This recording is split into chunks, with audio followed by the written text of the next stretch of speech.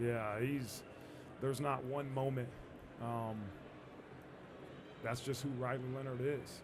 He's a guy that, in the most crucial moments, wants the ball in his hand, and he wants to make a play, and most of the time he does. And so um, that's how he was raised. He's a competitor, and getting a chance to talk to him and getting to know his story a little bit, you realize he's raised that way, and he's a competitor, and he's going to find a way to will us into winning.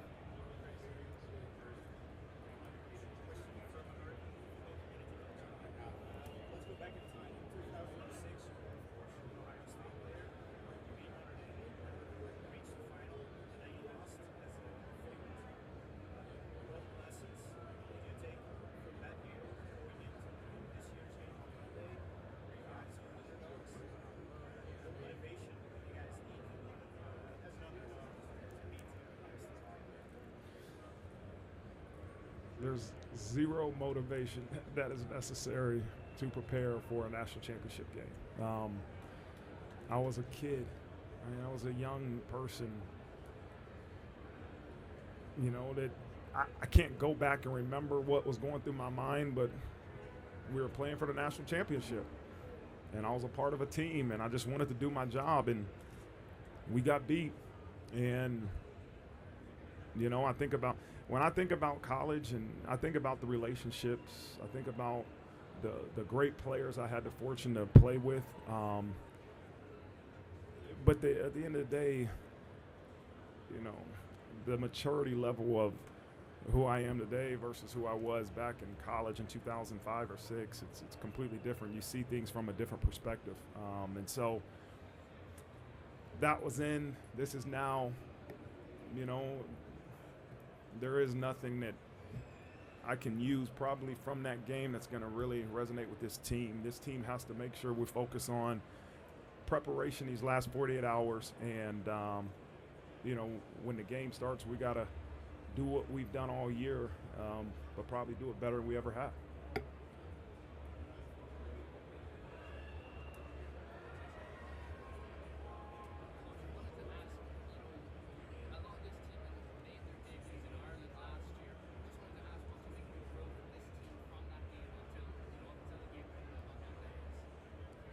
Yeah,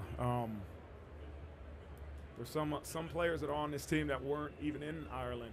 But when I think about the Ireland experience, it was amazing. Like, I think we've all grown through experience from that point to where we are now. But I just think back to that experience in Dublin, Ireland, and that will be one of the great experiences I have as a head coach. In terms of, that was my first time being in Europe, being outside this country, and it was pretty special. It was special. Listen, that's for people above my pay grade. But yeah, I would love the chance to go back to Dublin, Ireland and play. That was amazing.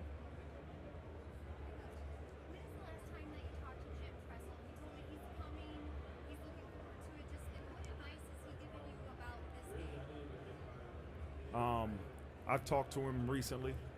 I didn't know he was coming to the game, but we don't talk about things like that. We just talk about probably some. I'm able to ask him questions, and he give me his opinion, and that's probably what's most important.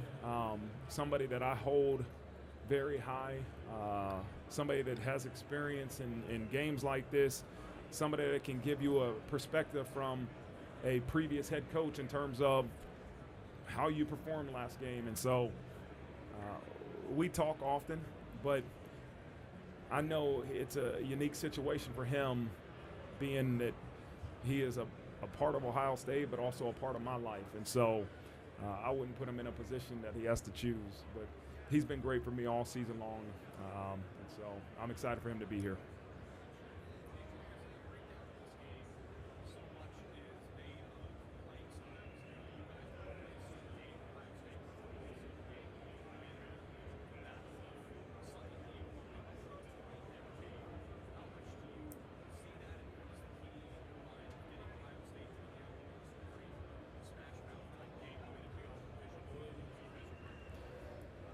Yeah, I think more than anything, each team has a plan to do what they do well, right? And again, we know we got to be able to run the ball and we got to be able to stop the run, or it's going to be a long day on Monday.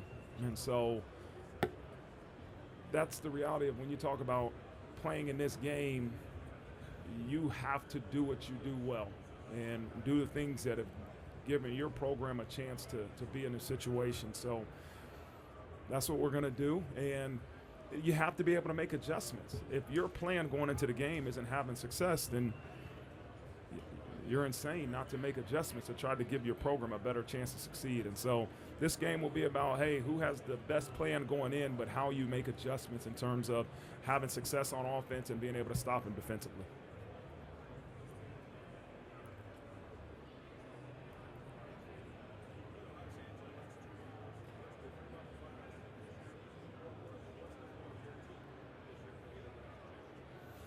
Yeah, it's two different teams.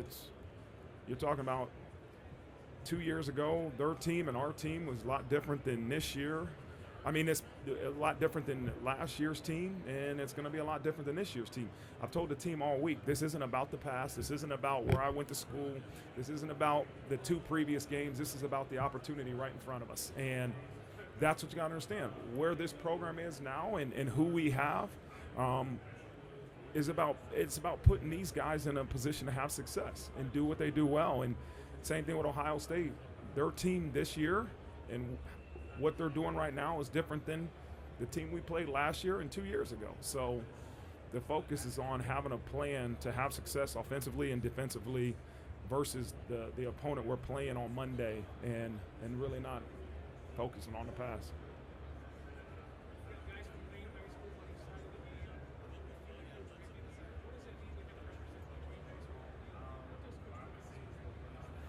Coach Mickens is a tremendous asset to our program, the ability to identify talent, to recruit the talent, to develop the talent. I mean, he's been a heck of a coach. He's done a lot of great things for this program, but even our time at Cincinnati together. He's a heck of a football coach. As far as where we grew up, I think everybody has a piece of who they are because of the way they were raised. And our 4 years at Wayne High School has a big impact on who we are as men today. And so it's a special place. It's a special place to me. There's special people there. There's teachers there. There's administration. There's coaches there that all have an impact on who I am as an individual. And so I'll always be a Wayne Warrior.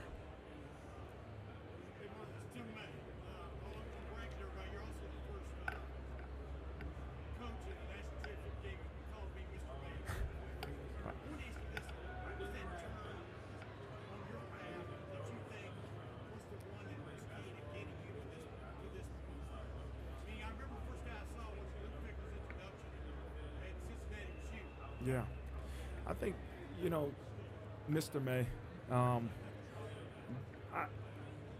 don't think you can point out to one person or one situation that got me to this point. I think everybody every person that I've been a part of, Daryl Hazel and our time at Kent State in those 2 years there that we were able to win that second year, go 11-1 and go to Purdue and our 4 years at Purdue, I learned valuable lessons in terms of, I don't know, our record wasn't great. I think we won 9 games in 4 years, but I learned valuable lessons from Daryl Hazel as a leader and through some of our losses and through those players and the coaches that I was with. And then my 4 years at Cincinnati with Luke Fickell was also my position coach. The ability to take that program, I think we won 4 games our first year, and then we won double-digit games the next 4 years. His leadership, right? I mean, there's little bits and pieces that everywhere I've been have a part of who I am and why we've had success. We've had success because we have great players here that have committed to something bigger than themselves, and that's important, right?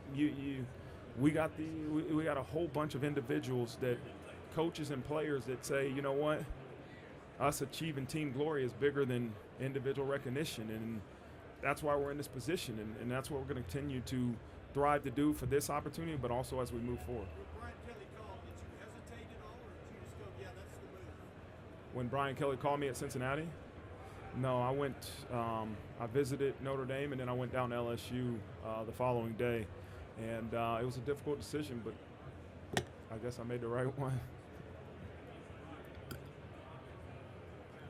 I can't hear you.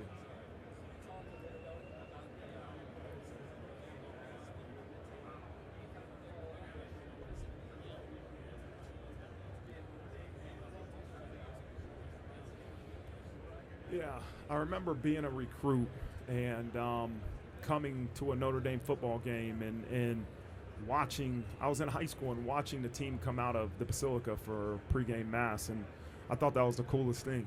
And I remember seeing movies about it. And again, I didn't follow much of Notre Dame football until I got back, until I was hired in 2021 as a defensive coordinator.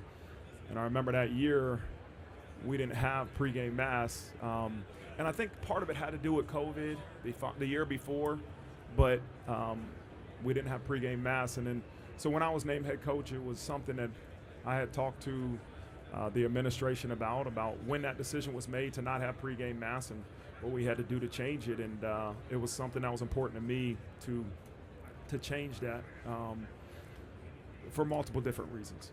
And what was the second part?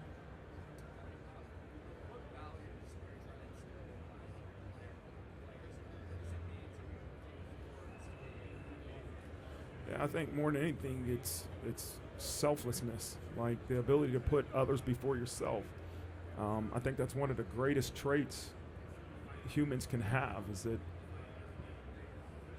the ability to put somebody else in front of yourself. As I tell these guys all the time, yeah, it's going to make us a successful football team, but it's going to make you a successful husband and father and, person. If you can put others before yourself and work extremely hard, those are two traits that I believe will help you have success no matter what you're doing in life.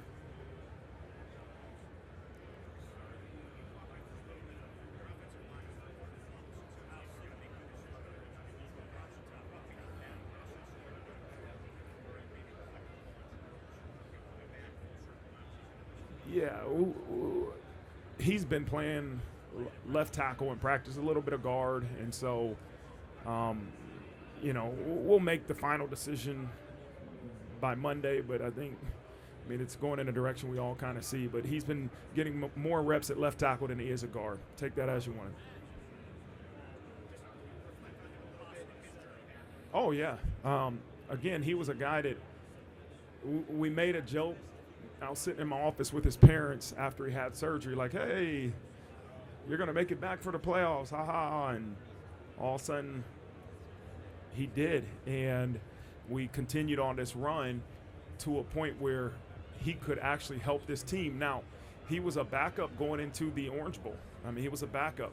And then Knapp goes down, and then Rocco Spindler goes down. And, I mean, he was huge to be able to fill in at that right guard position. And he did a great job, as well as did Tosh. And, as we go into this week, now you had to make the decision what's best versus this defensive line that we're facing. But it's been great to see a guy that started the bowl game last year as our left tackle, came in with all the expectations to be our starting left tackle, tears his pec in fall camp, and then make it back for some of the most meaningful games of the season. It's amazing.